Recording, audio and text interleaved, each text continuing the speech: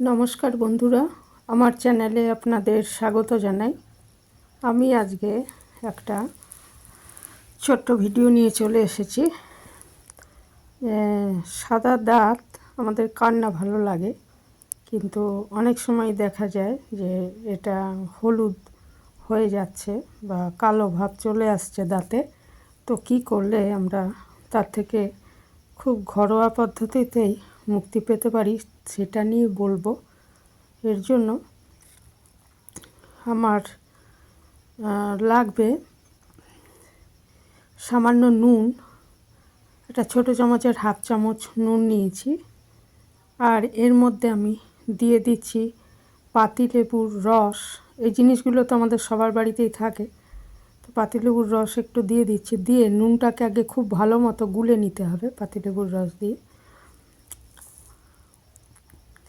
তারপরে ভালো মতো গুলে নেওয়ার পরে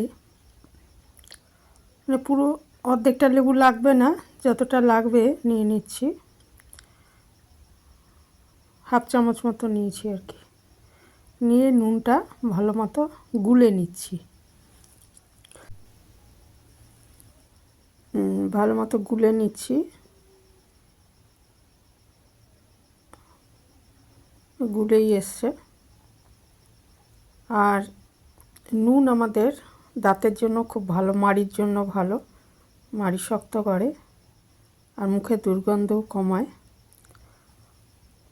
আর আমি পেস্ট লাগবে আমার এখানে। আমি কলগেটের সাদা যে পেস্টটা, যে কোনো পেস্টই নিতে পারেন, তবে এই সাদা পেস্টটা যদি নেওয়া হয় তো বেটার হয় আর কি। তো সেই জন্য আমি কলগেটের যে সাদা পেস্ট সেটা পরিমাণ মতো নিয়ে নিয়েছি। নিয়ে তিনটে জিনিস আমি খুব ভালো মতো মিশিয়ে দিচ্ছি। লেবুর রস তো নুনের মধ্যে দিয়েছিলাম, এবার এটা বেশ কিছুক্ষণ ধরে এটা মিশিয়ে নিলেই দেখবেন একটু ফেনা ফেনা মতো হয়ে এসছে। তো খুব ভালো মতো মিশিয়ে নেওয়ার পর এটা ব্রাশে নিয়ে 2-2.5 মিনিট ধরে ভালো মতো মেজে নিতে হবে দাঁত সমস্ত, মানে সামনে উপরের এই দাঁতের পেছনের অংশ, এগুলো খুব ভালো মতো ব্রাশ করে নিতে হবে 2-2.5 মিনিট ধরে। দিয়ে তারপরে মুখটা ভালো করে ধুয়ে ফেলতে হবে। এরকমভাবে দিনে 2বার করে করতে হবে, তাহলে 7 দিনই দেখবেন যে তফাৎটা বুঝতে পারবেন।